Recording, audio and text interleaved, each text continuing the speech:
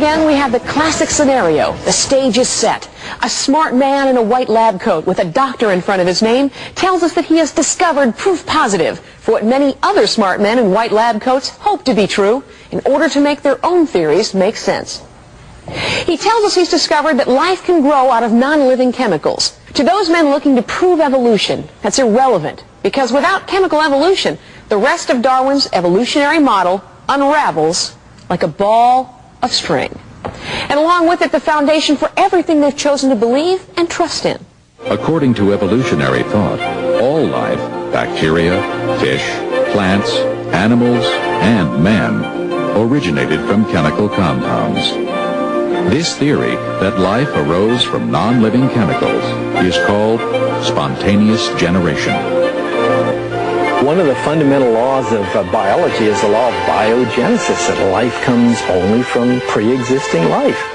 And of course, for a creationist, that's certainly no surprise. Life, God's life, created life to multiply after its kind. So that makes sense to a creationist. But to an evolutionist, there was a time in the past when there wasn't any life. And so chemicals somehow got together and made living things, and this was often called spontaneous generation. And there have been some enormous problems faced in trying to get a group of chemicals to come to life. A few years ago, Stanley Miller did a famous experiment. He took some simple materials, some methane, some ammonia, some water vapor, zotzed them with an electric spark to simulate lightning flashing back and forth in the atmosphere of the ancient Earth, and in just a week, he got amino acids, the building blocks of protein. And that was hailed as almost making life in a test tube. And that was one I used when I used to teach evolution. But I took a look at the rest of the evidence. And there are three problems with that brilliant experiment. One, he had the wrong starting materials. Two, he used the wrong conditions. And three, he got the wrong results. Other than that, it was a brilliant experiment. Do you know what most people just aren't aware of? Most people aren't aware of the fact that scientific experiments, like the Miller experiment, that have been the very basis of evolutionary science for years and years, have all, one by one, fallen like a house of cards. People are just not aware that every last one has proven to be either a complete error or an outright hoax. And the reason most people aren't aware is because the big successful discovery gets front page coverage, and when it's proven false, gets the back corner in the classified section, or no coverage at all. But that's what some men were looking for, some proof that such an absurdity of science and logic could exist. In fact, many scientists' entire careers, including the research funding that pays their bills, weighs in the balance. And with that stage set, along comes Dr. Miller and his famous experiment. Lo and behold, he appears to create life from non-living chemicals. And what happens? What always happens. Front page news, cover stories in medical and science journals, and very impressed academic, scientific, and general public audience. But do you want to know the rest of the story? The story that never seems to get quite as much press? Well, listen closely, so you'll be able to actually see the fraud coming the next time there's a big discovery that proves evolution. The Miller experiment assumed an atmosphere of methane and ammonia, gases that could not have been present in large amounts because the ammonia would be decomposed by ultraviolet light, and methane should be found stuck to ancient sedimentary clays, but is not. Miller also left out oxygen because he knew that oxygen would destroy the very molecules he was trying to produce. But as deep as we dig, we find oxidized rocks, suggesting an oxygen-rich atmosphere. Miller also used the wrong conditions. He used an electric spark to combine the gas molecules. The problem is that the same spark that puts amino acids together also tears them apart, and it's much better at destroying them than making them. The main product of the Miller experiment was tar, a nuisance in organic reactions. Trace amounts of several amino acids that make up the proteins in living things were also produced. The problem is that Miller's experiment produced both left-handed and right-handed amino acids. Only left-handed amino acids make up the proteins of life, and just one right-handed molecule prevents their production. What Miller actually produced was a poisonous brew that would destroy any hope for the chemical evolution of life. You might say, well, if what I've just said is true, what about all the evolutionists that believe in this? Well, interestingly enough, the evolutionists would agree with me. There was a time I was at a debate at San Diego State University. I was just in the audience. But two friends of mine, Dr. Henry Morris and Dr. Duane Gish, were doing the debate for the creationists. And at the end, someone in the audience noted, ladies and gentlemen, we're privileged this evening. We have in our audience Dr. Stanley Miller. And Gish had explained why Miller's experiment would not produce life from non-life.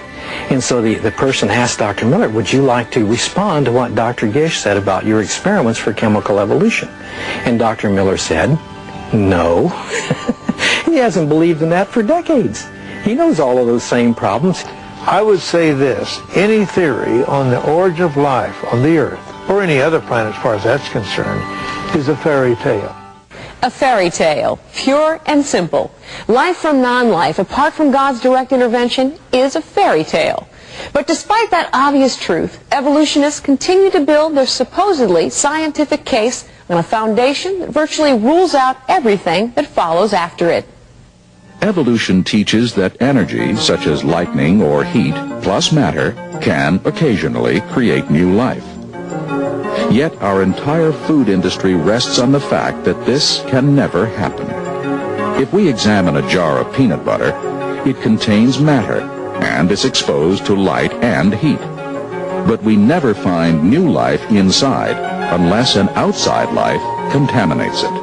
The case for chemical evolution only weakens when we consider that long chains of specific amino acids, all in exactly the right position, are required to form the proteins of life. Even worse, amino acids do not naturally link up to form proteins, but rather tend to break down. Now, proteins can be 2,000 or 3,000 amino acids long, very long, complex chemicals. And they're very much like a computer program. Every amino acid has to be in exactly the right position. If one of them is wrong, then the whole protein is useless, just like a computer program. The improbabilities buried in Darwinism start right at the very beginning.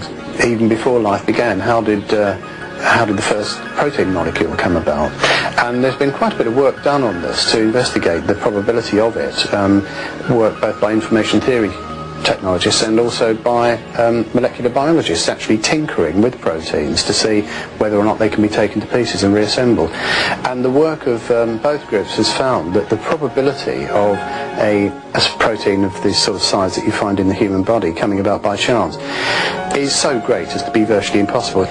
It's something which is, yes, it is possible if you have eternity at your disposal, but Darwinists just don't have eternity at their disposal.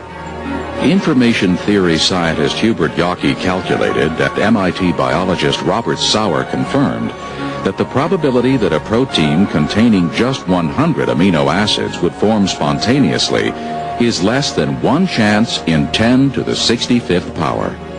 An event so improbable that it could be compared to winning the state lottery by finding the winning ticket in the street, and then continuing to find the winning ticket in the street every week for 1,000 years.